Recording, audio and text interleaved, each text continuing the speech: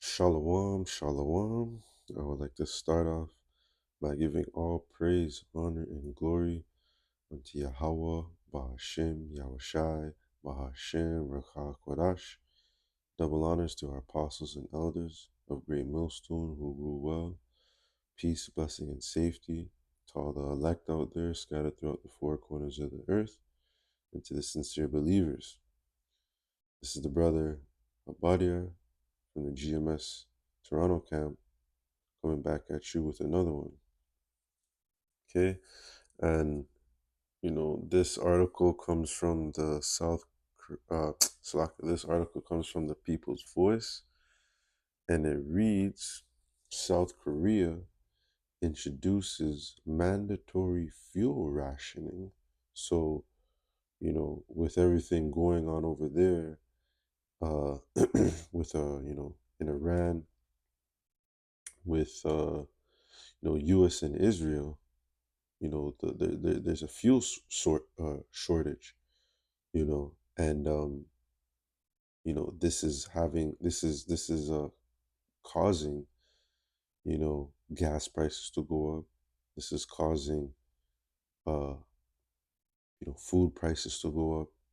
Everything is rising because certain goods can't come in and out, and ultimately gas, so things cannot be fueled up.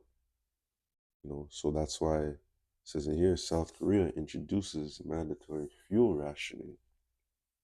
So it reads South Korea is introducing mandatory fuel saving measures in response to the concerns over energy supply disruptions linked to the Middle East crisis. It's funny that, you they're always they want to call it a crisis, you know. And it's more than a crisis, it's a war, you know. People lives have been lost. um Military strikes have been exchanged, you know, and here it is, Trump, is talking about, he wants to get, boots on the ground. Okay. All those all those are actions of war. This is not a crisis. Here it is, like, these different articles, and I'm start to see it more and more. Even there was even one of the brothers had mentioned it, one of his videos, that they want to call this a crisis, but this is more than a crisis. This is a war. You know, this is a full out war, and war. Rumors of war. This is all things that are spoken about in the Bible. But it's just funny how they want to. They're trying to downplay what's going on. Because at the end of the day, they don't want people panicking.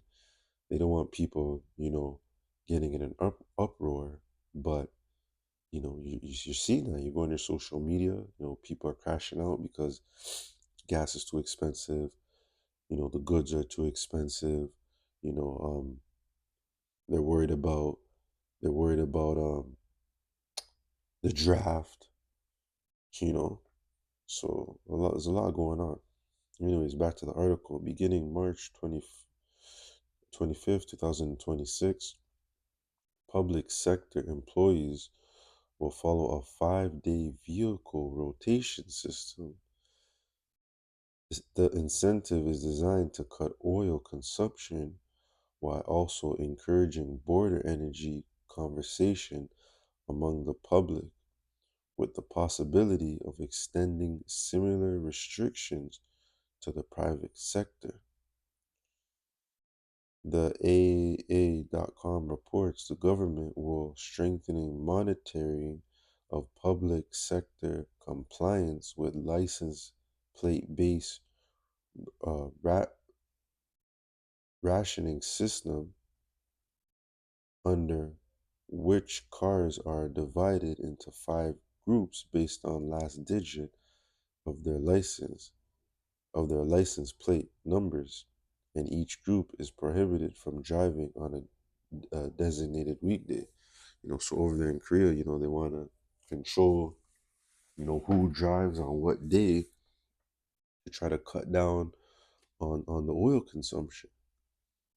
And these are all, this is all, problem reaction solution. You know, they created the problem over there. You know, they're getting a reaction, from the people, and the solution is to to control, to monitor, everyone, to monitor people going in their cars, who's leaving, and this is in South Korea, and this is gonna eventually, you know, Lord will, this is gonna eventually happen over here in North America, you know. Um, so I want to get Second Ezra chapter 16, starting at verse 17. Woe is me, woe is me, who will deliver me in those days? The beginning of sorrows and great mourning, the beginning of famine and great death, the beginning of wars, and the power shall stand in fear of beginning evils. What shall I do when these evils shall come? Behold, famine and plague, tribulation, anguish are set as scourges. So, um, this oil problem is gonna, could ultimately cause famine. Because and they're even saying how the minerals, fertilizer, and I can't remember. They're saying like there's some type of mineral or fertilizers down there in the Middle East that that helps with the growing of crops. You know, so it's the oil, but it's so much other things as well. So this could cause famines. This could cause people. This could cause certain goods to not be able to get where they gotta go. And we know, so much goods are traded, through, back and forth, and with these nations, and the oil is a big part of it.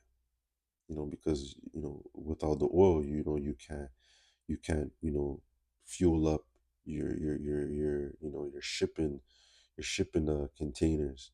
That hold a lot of those big ships that hold all those containers. You can't ship those up. The trucks, you know that gotta pick up these things from the ports. They can't they can't um they can't fuel them up. You're already seeing air travel.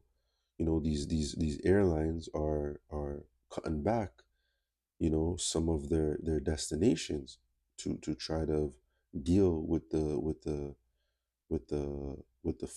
fuel costs, with the lack of fuel, because they got a ration as well.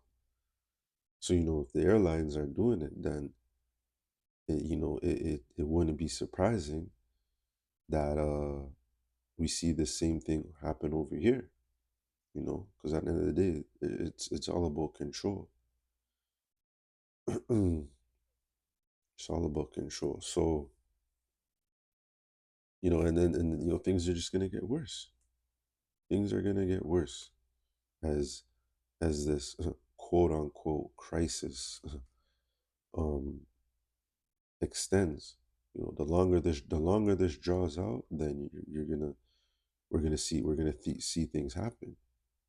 That's why I want to bring out this other article.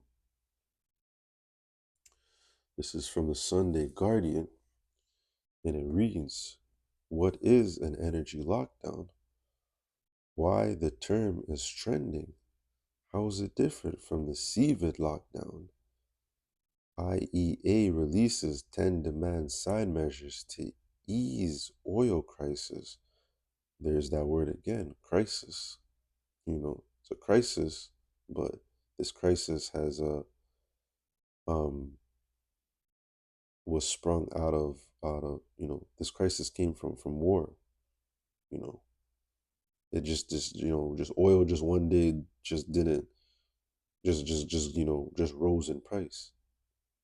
This is all from that from what's going on over there in the Middle East. Oil crisis, all you need to know.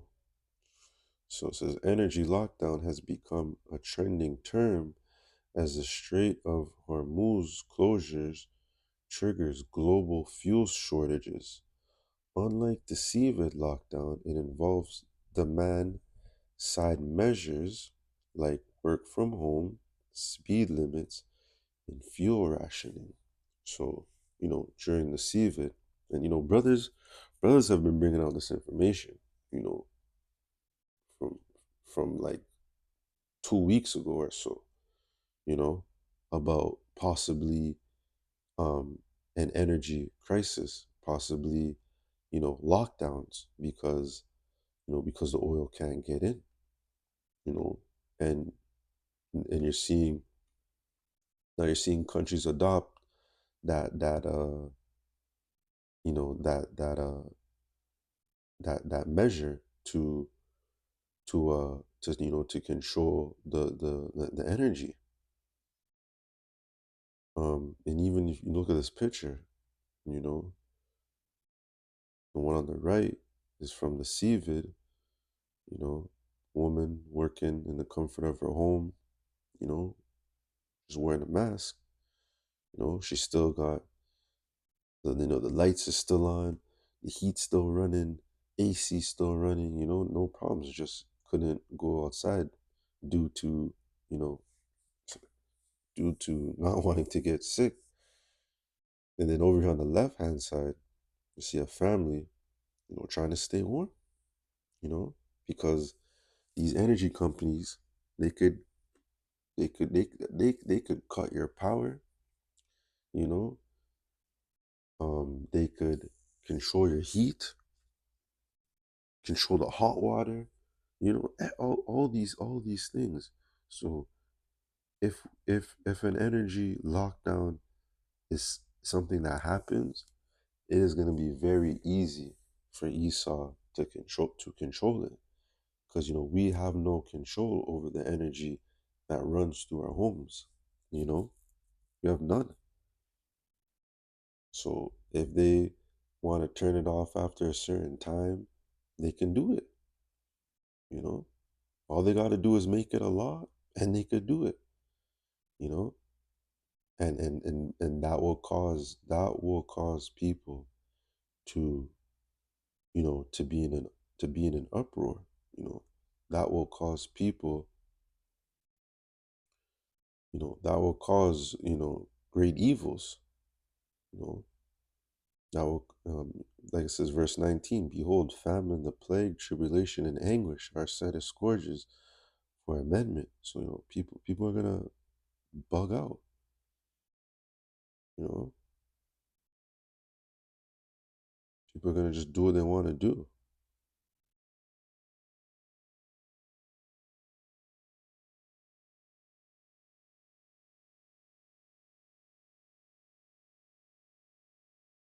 This is second Ezra chapter 15, verse 15. Yeah. For the sword of the destruction draweth nigh, and one people shall stand up and fight against another, and swords in their hand. For there shall be sedition among men, invading one another, for they shall not regard their kings nor princes, and the course of their actions shall stand in their power. So if Esau wants to come with these type of lockdowns, best believe, you know, there's gonna be a lot of civil unrest. People, especially they tell you you can drive your car on a certain day. People are just gonna get in their cars and go. That's and that's in order to enforce that, you're gonna need a higher police presence out there. You're gonna need checkpoints. Right now you're seeing ICE over there in America at the airports, you know, and they're ultimately, they just want to they just want to catch people and deport them, but it's also another way of controlling. It's also another way of monitoring people.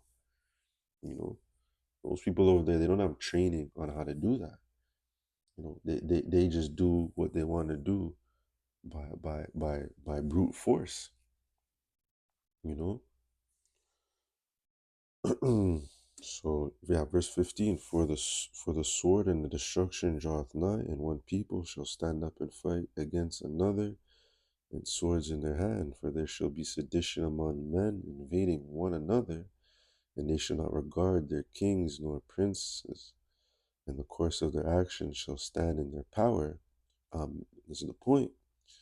A man shall desire to go into a city and shall not be able, you know, and they're not going to be able. A way that they can't be able is because they're told they can't drive their car on a certain day. The prices are going to get way too high to where people can't afford to drive. The car is just going to stay parked.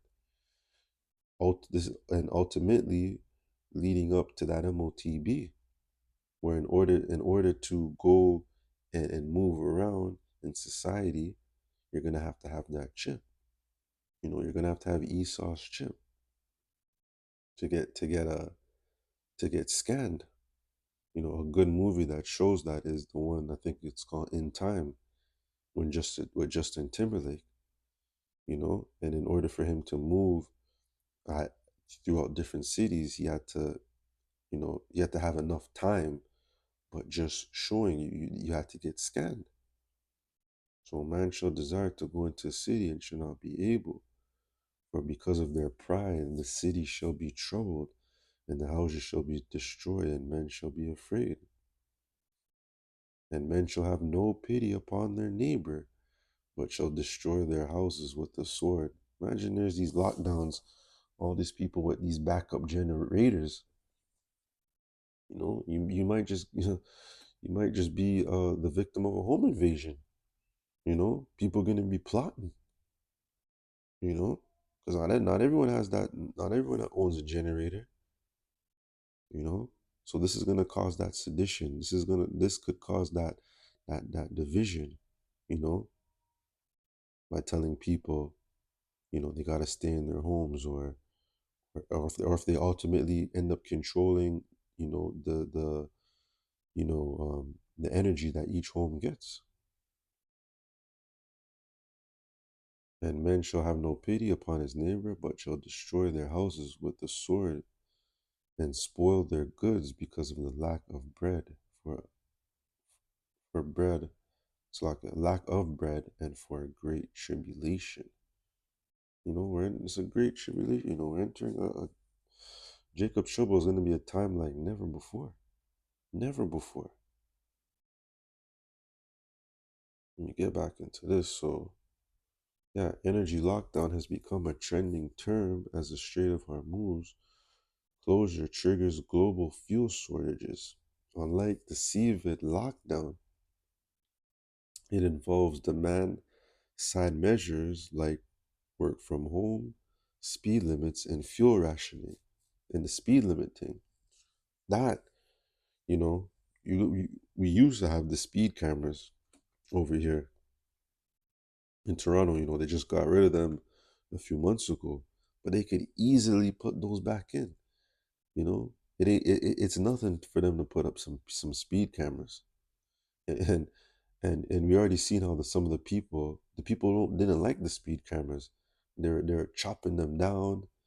You know, there's a one on Keel Keel and High Park. That one was getting chopped down every time they put it up. You know, even the other speed cameras, people spray paint over the camera. So imagine, so that, and I say this because they could easily put speed cameras and that shit will track you. I've been a victim more than once to them speed cameras. You go anywhere from 7 to 10 over the speed limit, and that shit's clocking you, and you're getting a bill in the mail. So they could definitely, I could definitely see them doing that with the whole speed limit thing.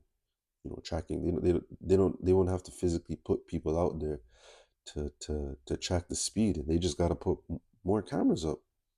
And it ain't nothing for Esau to put some more cameras up, because they love watching, they love monitoring everything. But people already don't like the speed cameras because you're seeing them, the way they vandalize them. So now you tell people that they gotta stay a certain speed. People drive like demons are right now with the speed limit. So if you're telling them to slow down, man, no, that's just gonna cause people to crash out and to be even more in an uproar. So the scriptures don't lie. And there's so many different ways that the scriptures link with the things that are happening today. And this energy lockdown, could very well be, you know, Esau's next move. So the new term has begun trending on social media as the global oil crisis deepens. Energy lockdown. While the phrase invokes memories of the COVID restrictions, experts say it describes something very different: a set of government enforced or encouraged measures to reduce fuel. So you see that right there. These rules can either be forced, or they can just encourage you to voluntarily do them. And they did the same thing with the CVID. You know, it was a thing of choice.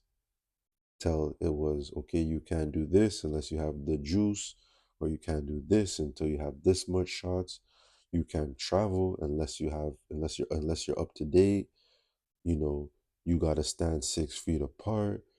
You gotta wait in line to get into this. So, everything is all fun and games until it becomes, mandatory or enforced. So let me read that again. While the phrase invokes memories of the CVID restrictions, experts say it describes something very different: a set of government enforced or encouraged measures to reduce fuel, gas, and electricity consumption in response to serve supply shocks. The term gained traction following the closure of the Strait of Hormuz due to Iran Israel US conflict. There it is again, conflict. This ain't no conflict. This is more than a conflict. People getting bombed up, schools being bombed up, people's whole families getting wiped out, you know? There it is. Esau trying to downplay what this is. This is war, you know? And this rumor of war is going to lead to the ultimate war, World War III. So the Strait of Hormuz, due to Iran-Israel-U.S. conflict, which has cut off about 20% of global oil supplies. On March 24th, the 6th anniversary of India's first CVID lockdown, the term peaked as public anxiety mixed with historical memory. So it's 6 years ago to the day India first put in their put in their lockdown for the CVID, right? And 6 years ago to the day, now South Korea is introducing its fuel rationing. So you're seeing similarities here, with the dates and numbers, but ultimately that this could be the next lockdown, and the prophets have been prophesying about more lockdowns to come, and more ones that are more strict. So, which has cut off 20% of global oil supplies on March 21st, the sixth anniversary of India's first seabed lockdown. The term peaked as public anxiety mixed with historical memory. What is an energy lockdown? Unlike the seabed lockdown, an energy lockdown would not involve sealing borders or shutting down cities, which is a lie. You know, they could easily tell people not to travel. They could easily put checkpoints around certain cities and tell people that they can't leave. They gotta stay. They gotta stay in their jurisdiction. You know, and an energy lockdown plays into their, this energy lockdown, this energy crisis. This even plays into their 15-minute cities. Where everything is in a 15-minute radius. You know, this is all playing into their plan. Unlike the Seaver lockdown, an energy lockdown would not involve sealing borders, or shutting down cities. Rather, it emphasizes uh, demand side management via fuel rationing, conversation measures, and priority distribution of necessities. Some of the primary strategies include fuel rationing with car-free days, speed limit reductions, work from home, directives to reduce office and commuting energy consumption, and transferring energy supplies from industries to essential services such as home, hospitals. In some countries, notably the Philippines, have already proclaimed national energy emergencies and implicated legislation such as a 4-day work week for government agencies. It's another thing that they've been talking a lot about, is 4-day work week. This this uh this lack of oil and energy lockdowns. This is an easy way for Esau to usher in a lot of things that he's trying to accomplish by 2030. Ultimately his New World Order plan. Ultimately chipping everyone. This is what this all is going down to. This is Micah 2:1. Woe to them that devise iniquity and work evil upon their beds. When it is morning, when the morning is light, they practice it because it is in the power of their hand. And that's exactly what they're doing. They have the power to control this oil. They have the power to control what goes in and what comes out. Because at the end of the day, these elites are behind the scenes. But ultimately, this is all through the will of Yahweh Bashem Yahushai. Ultimately, this is all leading up to prophecy. This is all leading up to the chip. This is all leading up to World War III, and ultimately the return of our Lord and Savior, Yahweh Shai, who the world ignorantly calls Jesus Christ, which is not his name.